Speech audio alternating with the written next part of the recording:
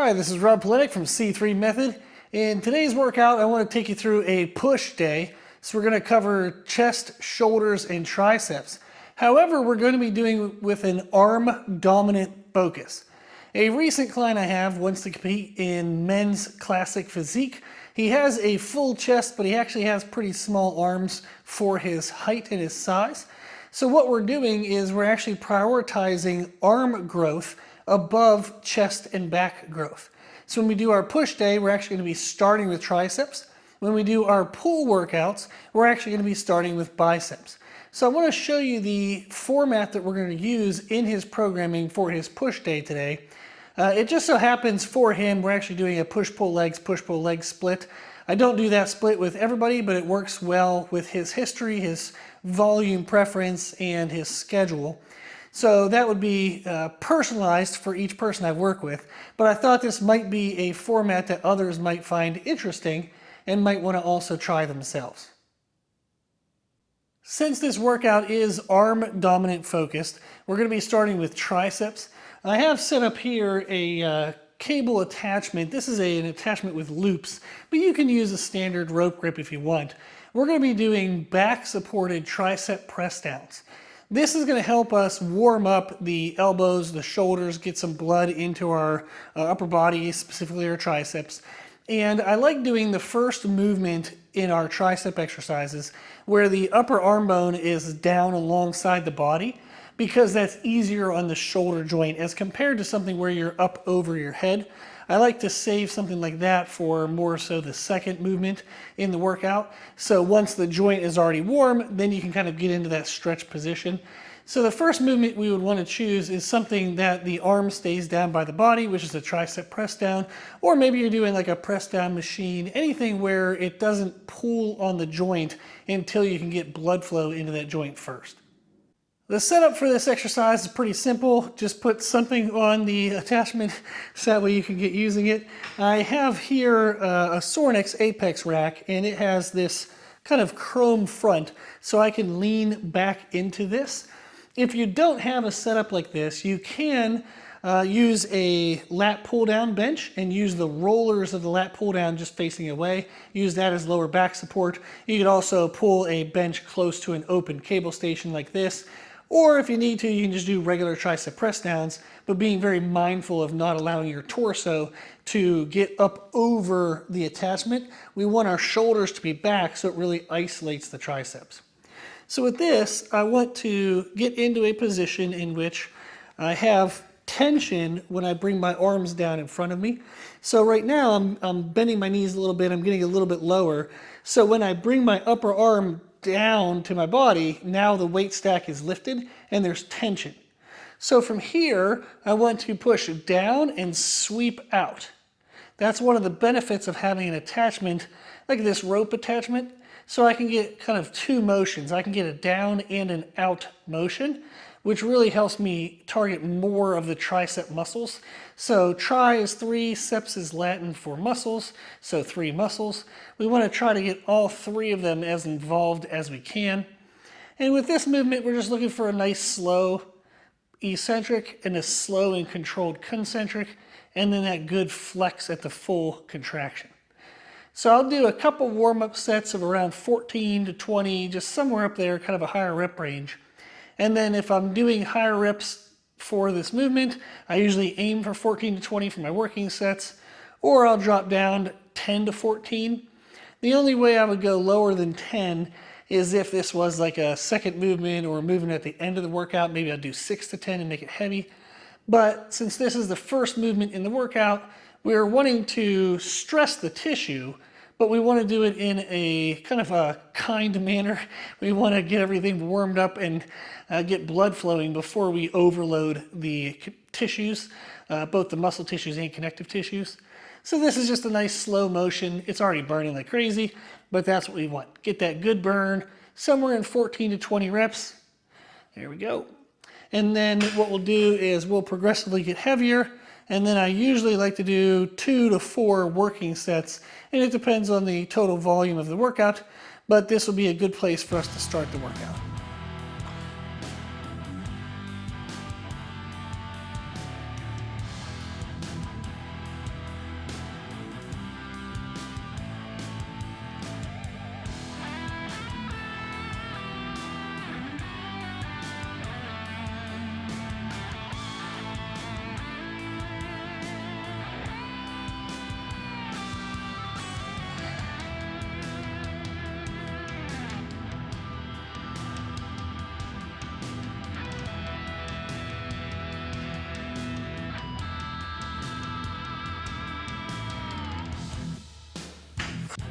I got my working sets in for the tricep press downs. So now we're going to move into our second tricep movement. With the second movement, I like to do anything that's different than the first movement. And typically I like to now position where my upper arm bone is going to be over my head in some way, as this helps to pre-stretch the tricep in that movement. When our arms are down by our sides, this is kind of the natural position for the tricep. So when we're doing a tricep movement, we're mostly stretching through the bottom portion. The top portion is going to slide and glide and do its thing, but it's in a very comfortable kind of closed position. If I now transition to something overhead, I am now stretching open this portion of the tricep as well. I'll still be using the portion down by my elbow, but I get more of a full stretch along the entire tricep from insertion to origin. What I like to do, this is an option you can choose, is staying on the cable station, but I'm going to move it down to about kind of like waist height, and I'm going to do an overhead tricep extension. I find that if I put it at this height, it's low enough that when I get into position, the weight stack isn't hitting at the bottom. But if I take this all the way to the floor, it's kind of a pain in the butt getting it all the way up over your head. I'm also using a wrist cuff, so I'll show you that. It's just a simple, cheap thing you can get on Amazon. When you get something like this, I use it a lot for reverse flies and lateral raises on cables as well. So when you get this, just make a fist. Put the cuff around your fist tight, but that way it's secure enough that you can get your, well, it doesn't float around or move around when you're doing a movement, but it's loose enough you can get your hand in, get your hand out, and switch sides. You could also just buy two and keep one on each wrist. I'm just lazy and this is what works well for me. So for this movement, what we'll do is I'll get this into position. I'm gonna put my hand into the cuff and I put my thumb in as well.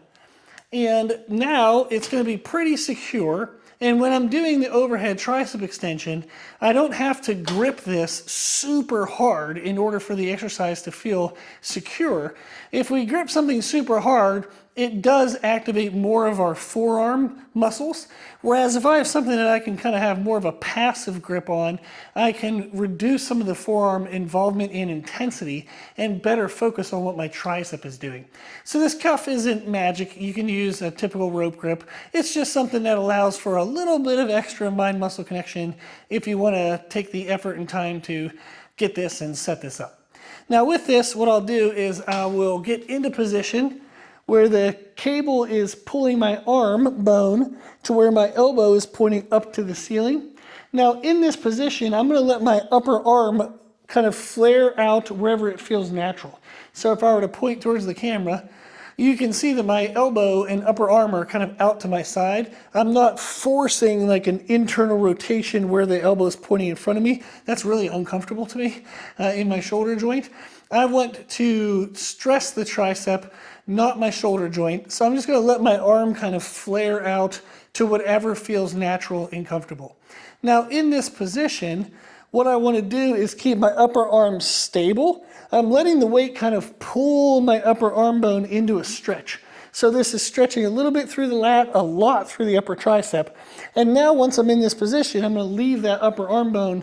We'll try to keep it in that same position. And then I'm just going to be extending up over my head and then bringing it back down to what feels natural. I still want to have some tension on my tricep at the bottom. So I'm going to go down to what feels like a good stretch and then push and squeeze back up. Now what I find is you can play with your positioning with the cable. If as I'm coming up, instead of coming straight to the ceiling, you'll notice that when you do that, your shoulder joint has to move a lot, and that can actually kind of lose some of the feeling on the tricep. So I actually think of just kind of pulling out. So I'm going to start behind my head, but pull out to the side. And that little bit of angle out helps me get more of an isolation into my tricep, and I don't feel like my shoulder joint has to move to accommodate to the pathway. I want to do whatever allows me to feel like it isolates the tricep the most, regardless of what that pathway looks like, and regardless of where my upper arm angle is. So what we'll look to do is 1 or 2 warm-up sets, kind of get the feel of that movement, and then we're going to do our heavier working sets. For this, I'll use pretty much anywhere between 6 to 14 is my common ranges. I will sometimes go higher, never really lower than 6. So usually 6 to 14, a couple working sets, 2, 3, 4, whatever I feel like I need to maximize the intensity of those working sets and get the most out of what the tricep can do with that movement.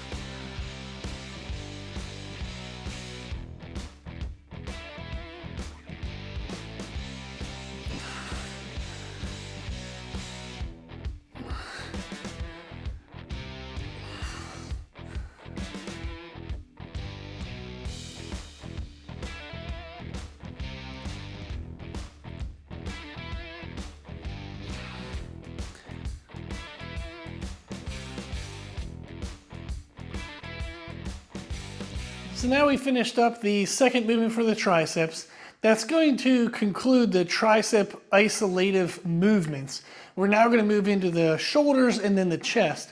What's beneficial about doing the triceps first is now any presses we do, like overhead presses for the shoulders, chest presses for the chest, our triceps are going to get pushed further into fatigue and failure since they're already pre-fatigued.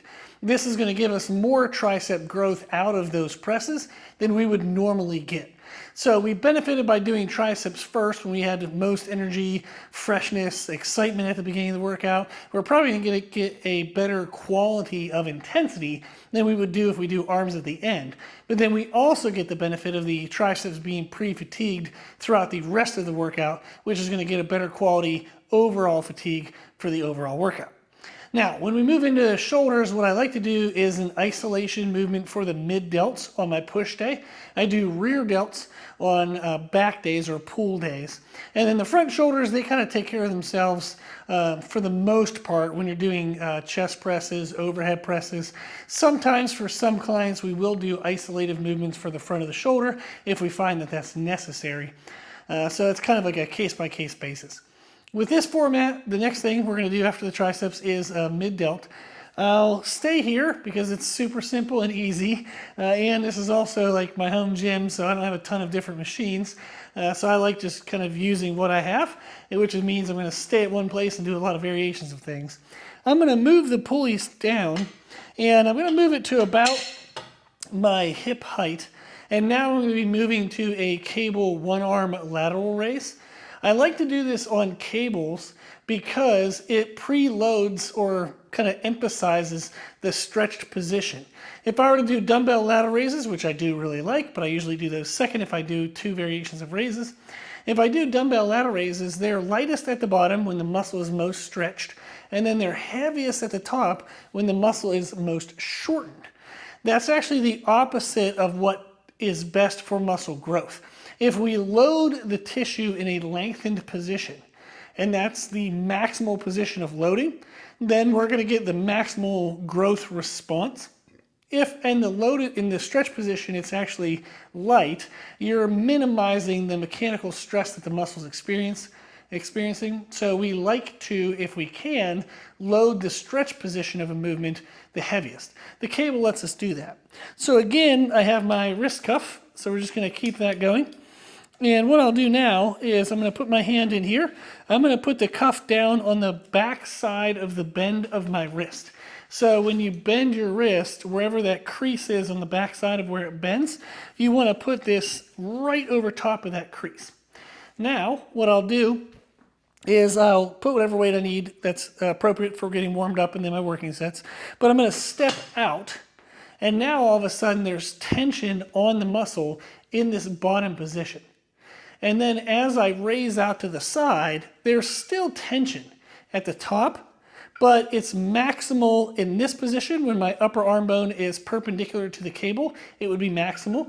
And then at the top, it's still hard, but it's less than it is at the bottom. So this inverts the strength curve of dumbbells. This is actually why I really like doing this and then going right into dumbbell lateral raises. It's a fun variation to just feel the difference of the strength curves. But this is the movement we'll be doing for our isolation for the mid delt today. It is just a cable one arm lateral raise. I'll warm up again somewhere around 10 to 14 reps, and then I do somewhere between 6 to 14 for my working sets. My other arm, you can see I just kind of keep on my body just to kind of give me an extra gauge of if my body's swinging or moving. I want to keep the body nice and stable, have a little bit of a bend in the elbow, and I'm leading the movement through my elbow. I'm trying to raise my elbow, bring my elbow down to the body, raise the elbow, bring the elbow down to the body. I'm not thinking of leading with my wrist. What would happen if I did that is you would see the hand kind of moving a lot, but the upper arm bone wouldn't move. The shoulder muscle, the mid delt, is connected to the upper arm bone, so we want to make sure the upper arm bone is moving. So you want to focus on driving through your elbow, even though your wrist is the thing that's attached to the cable. So we'll get a couple warm-up sets, whatever we might need, probably only one, and then I'm going to get into my working sets. Again, 2 to 4 working sets, typically somewhere between 6 to 14 reps.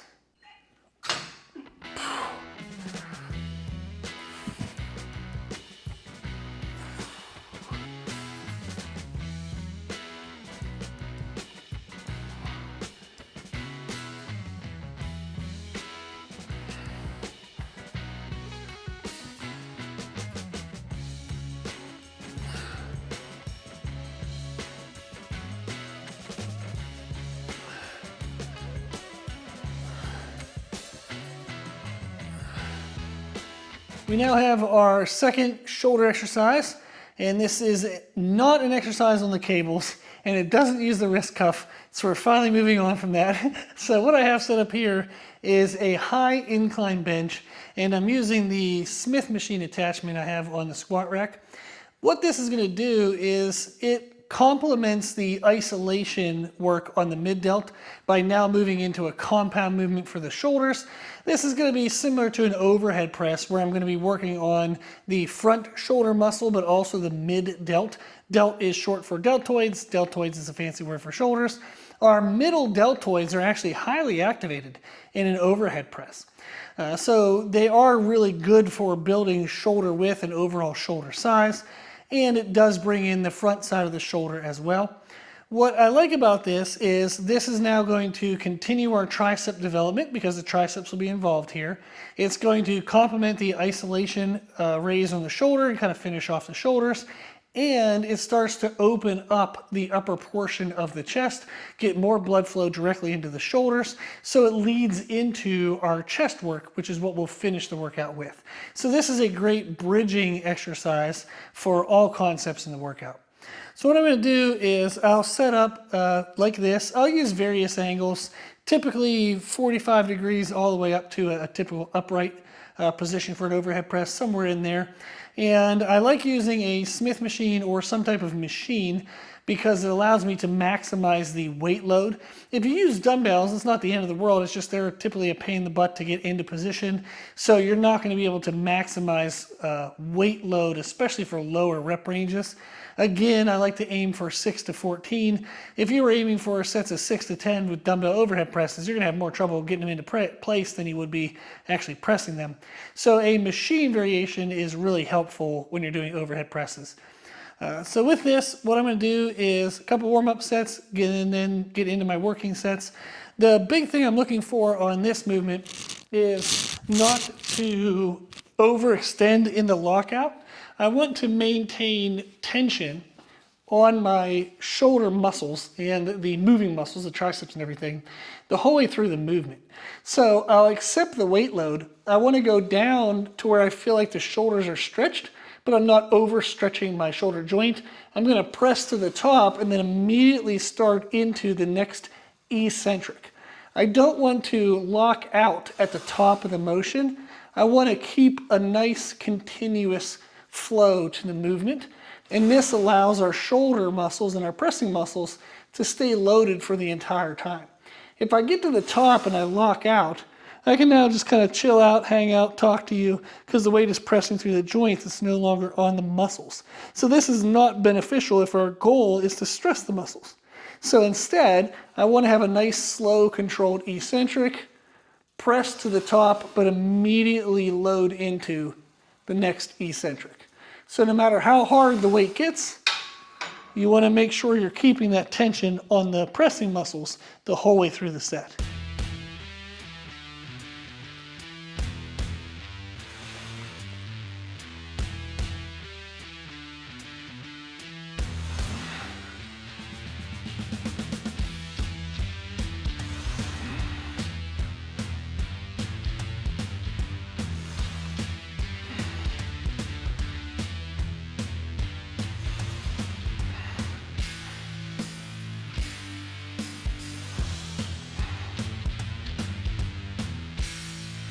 I finished up the working sets on the high incline. Now you can see I brought the incline down much lower. This is actually a 10-degree incline. This will now be my chest compound movement. You don't have to do a chest compound after a shoulder compound. A compound movement is a multi-joint, multi-muscle, as opposed to an isolation. So an isolation for the chest would be, say, cable crossovers, or chest flies where you're only using the chest. A compound would be a chest press where you're using the chest plus the triceps, and that would be a press or even like a dip. I'm doing it in this order simply because I already had this set up for the high incline. So if I just drop it down lower, this now leads more into chest. At the high incline, the chest was minimally involved, but still involved, but it was mostly shoulders and triceps. Now at the low incline, it flips that. It's now going to be mostly chest with minimal shoulders. Still a lot of triceps though, but that's actually what we want for the day. So this will now lead into my chest portion of the workout. I'm going to get some heavy presses in with this, and then I'm going to finish with the chest isolation. You could definitely flip-flop those two if you want. I would argue though that if your goal is triceps, going from a shoulder press into a chest press, a press into a press, really drives that fatigue into the triceps. However, if the chest press has a limited kind of intensity or limited weight load because of the triceps are so fatigued, and you feel like, okay, yeah, I'm getting my triceps, but I feel like I'm getting nothing out of my chest because my triceps are dying so fast, then doing the chest isolation first would be a good idea. Gives the triceps a little bit of rest, pre-fatigues the chest, and then you would come back and finish with a chest compound movement. For me, I'm just going to do it this order, but I want to let you know that you could flip that if you want to. I'll do my warm-ups and then do a couple working sets of 6 to 14 reps. Again, the same concept is when I get to the top, I just want to come right back into the next eccentric. Don't lock out at the top of the movement.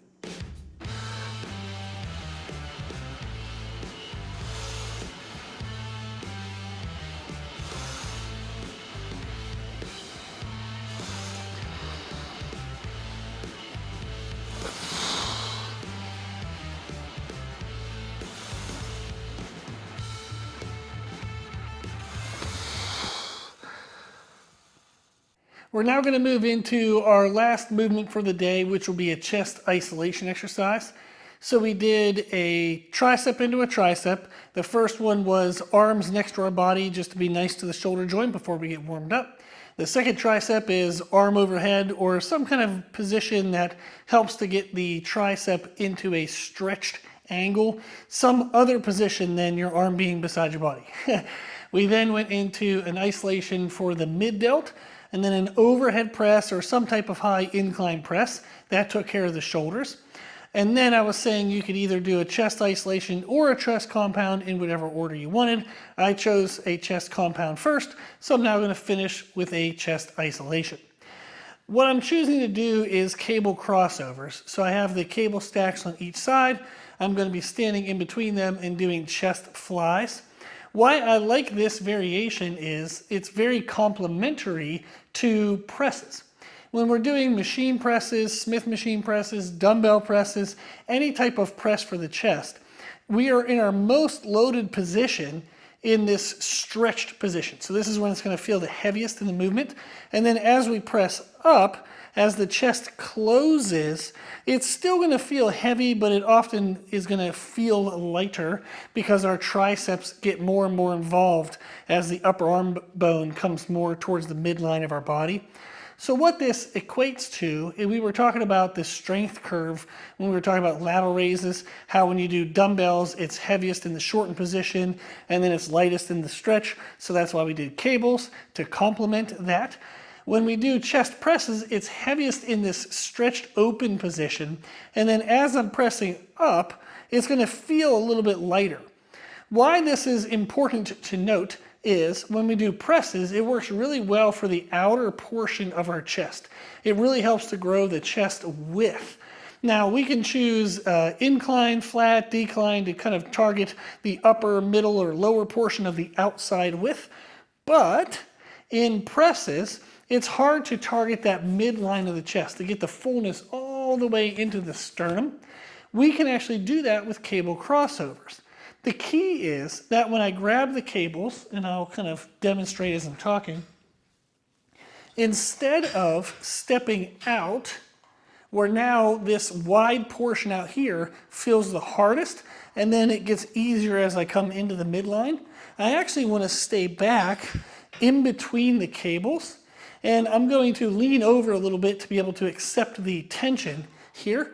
Now, as I'm in this position, this is actually the lighter position because my arm is more parallel with the cable.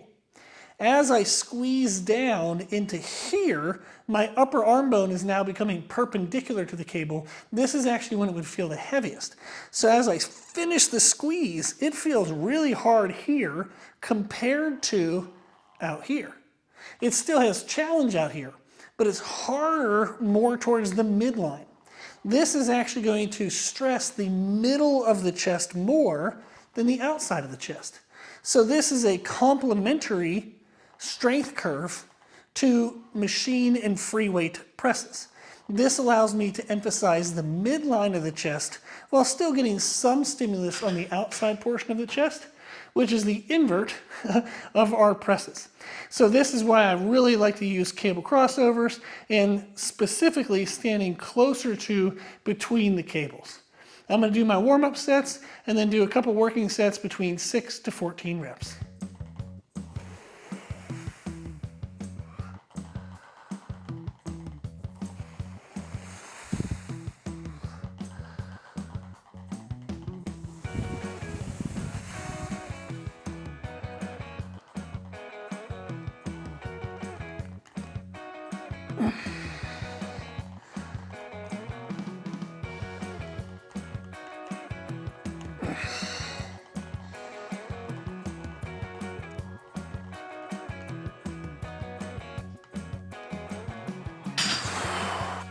There you go, an arm dominant push day. 2 triceps, 2 shoulders, 2 chests, and all the little fun nuances that go along with exercise selection.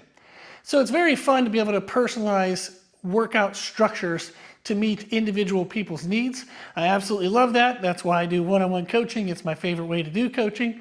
If anybody watching the video has any questions or any requests or anything you want to see in future videos, let me know in the comment section below. If you give the workout a try, I hope you enjoy it, and thank you for watching.